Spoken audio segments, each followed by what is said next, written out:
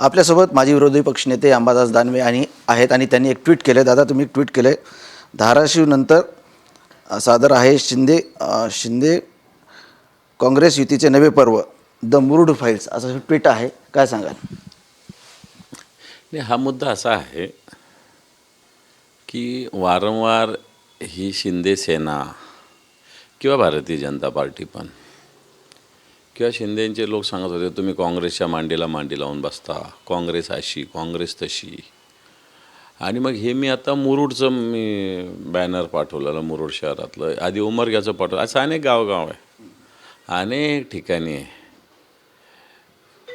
आत्ता काल कोपरगावला गेलो होतो मी.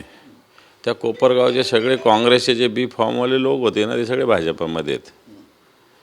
आता ते उभे राहिले नाही राहिले मला माहीत नाही, पण काँग्रेसचेच होते सगळे मंडळी. सांगण्याचा मुद्दा हा की हे जे शिवसेनेला वारंवार काँग्रेसबरोबर गेले म्हणून हे सांगतात, आणि मग तुम्ही काय करता, तुम्ही काय नाकानं कांदे सोलता, हा मुद्दा मी याच्यातून मुरुडच्या याच्या माध्यमातून मांडलेला आहे. आधी उमरग्याचं पण होतं. माझ्याकडे असे अनेक गावातले सगळे विषय आहेत.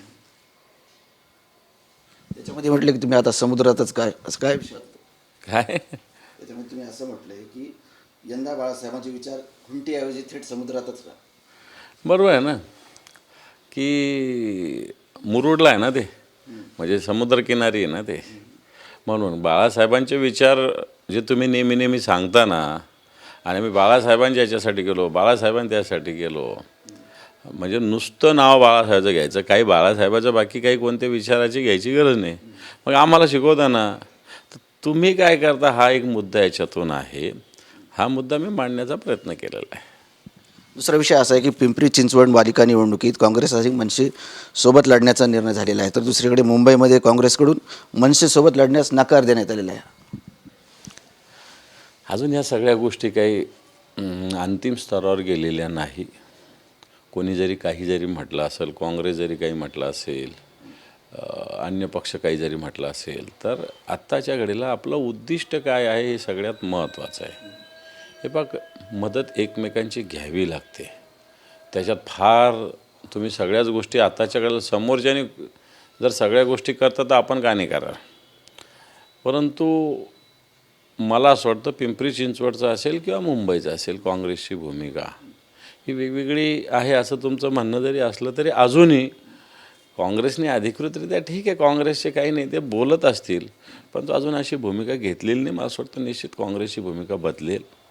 मनसे असते आत्ताच्या वेळेला आपल्याला भारतीय जनता पार्टीला हरवणं सोपं महत्त्वाचं आहे, आणि ते सोपं पण आहे जर सगळ्यांनी एकत्र केलं तर. ही भूमिका सगळ्यांनी ठेवावी, ही आमची शिवसेनेची भूमिका आहे. दुसरा विषय असा की मलिक नेतृत्व करत असलेल्या राष्ट्रवादीसोबत युती करू शकत नाही असं आशिष शेलार यांनी जाहीर केले, तर दुसरीकडे राष्ट्रवादीसुद्धा मुंबईत मलिकांच्या नेतृत्वात निवडणुका लढण्यावर ठाम आहे. हे तर दांभिकता याला ज्याला म्हणता येईल ती आहे भारतीय जनता पार्टीची. पण मलिकांचं, ज्या पार्टीत मलिक आहे त्या पार्टीचं सगळं त्यांना चालतं, त्यांचे नेते त्यांना चालतात, त्यांच्या सगळ्या गोष्टी चालतात, त्यांची मदत त्यांना चालते, पण तो मलिक चालत नाही.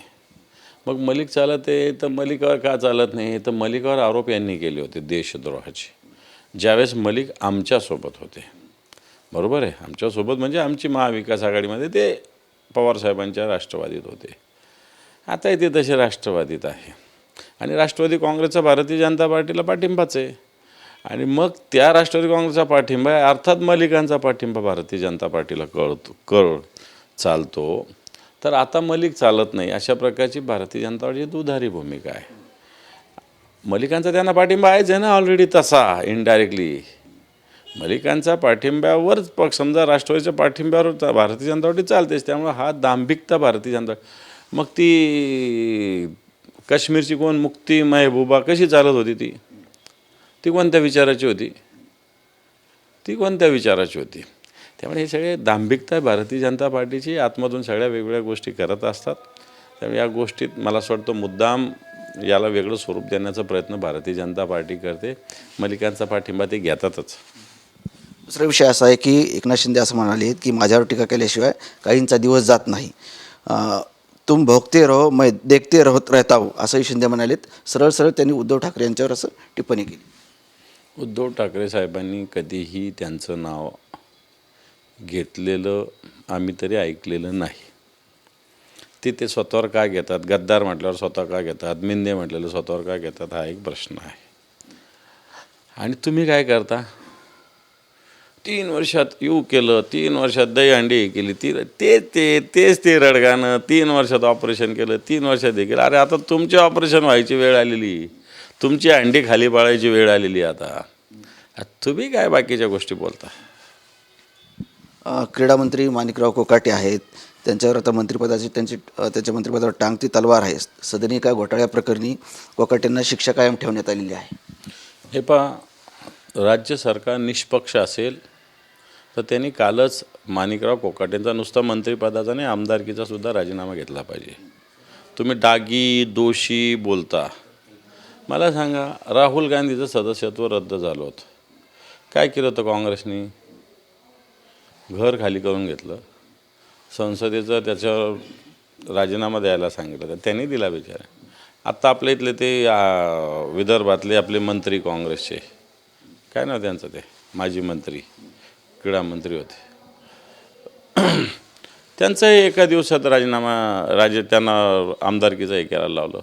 आता माणिकराव कोकाटेंना आता सरकारला माफ करता येणार नाही. माणिकराव कोकाटेंचं मंत्रिपदासह आमदारकीतला होऊन त्यांना निलंबित राज्यपालांना करावं लागेल. नियम हेच सांगतो. 15 तारखेला मतदान आहे, 14 तारखेला संक्रांत आहे आणि MIMचं चिन्ह पतंग असतं.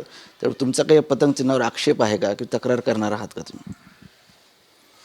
असं कसं? असं या अपेक्षा. आता मग माझ्या हातात पंजा असतो, माझ्या हातात घड्याळ असतं, याला काय असं काय ऑब्जेक्शनचं काय गरज आहे त्याला? ते चालत आले परंपरागत. काय संक्रांत थोडी तारीख बदलू शकतो आपण?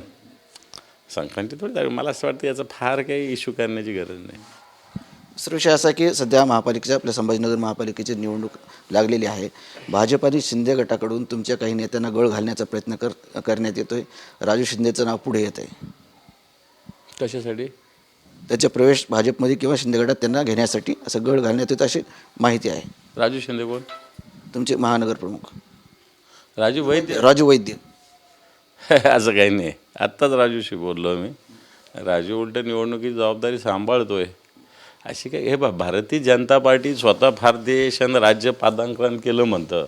कशाला ह्याच्या त्याच्या दारात जाता तुम्ही? कशाला आमचा पक्ष संपला म्हणता ना तुम्ही? आमचा पक्ष राहिला नाही म्हणतो, मग आमच्या कार्यकर्त्याच्या दारात येता कशाला? हा माझा प्रश्न आहे भारतीय जनता पार्टीला, शिंदेंच्या पण पक्षाला. आमचा पक्ष संपला म्हणतात, मग आमच्या पक्षाचे नेते तुम्हाला का लागतात, कार्यकर्ते तुम्हाला का लागतात? याचाच अर्थ आमची ताकद आहे, आमची शक्ती आहे. ठीक आहे, ज्याला ज्याला जायचं ते जातात, त्याच्याविषयी काय आता काय बोलायचं? आता हे काही फार जाणं, आता आम्हाला फार ॲक्सिडेंट किंवा धक्के वाटत नाही. आता इतकी सवय झालेली त्या धक्क्याची की असं कोणी गेलं तर आता सहज आम्ही त्याला घेतो. आता काय फार त्याच्यावर आम्ही टेन्शन घेत बसत नाही. आता तुमची शिवसेना म्हणून तुम्ही किती जागेवर निवडणूक लढवणार आहात आणि युती म्हणजे आघाडी करताना ते किती असणार जागा तुमच्या? हे पहा, आज आमचे फॉर्म भरण्याचा दिवस आहे पक्षाकडे. जवळपास 350 पावणे असे मी खरा आकडा सांगतो, यादी देऊ शकतो. उगाच यांच्यासारखा फेक आकडा 800 अर्ज आले, 900 एवढे काही अर्ज येत नसतात. मी पण हे इलेक्शन मागच्या 25, 30, 35 वर्षांनी सगळ्या निवडणुका बघतो. मी किती लोक इच्छुक असतात मला चांगलं माहिती आहे. आमचे तुम्हाला खरं सांगायचं तर 350 पावणे 400 जणांनी पूर्ण अर्ज नेलेले आहेत. आता ते किती भरतात, कोणत्या कोणत्या वार्डात कसे आहेत, कसे ॲडजस्ट करायचे. पण जवळपास आमच्याकडे 100 जागेवर आमच्याकडे उमेदवार आलेले आहे 115 पैकी शिवसेनेकडे आमच्याकडे, एवढं तर नक्की आहे. नक्कीच येते माझे विरोधी पक्षनेते अंबादास दानवे. कॅमेरामन हर्षल निकमसह संजय सर्वोदय, TV9 मराठी, छत्रपती संभाजीनगर.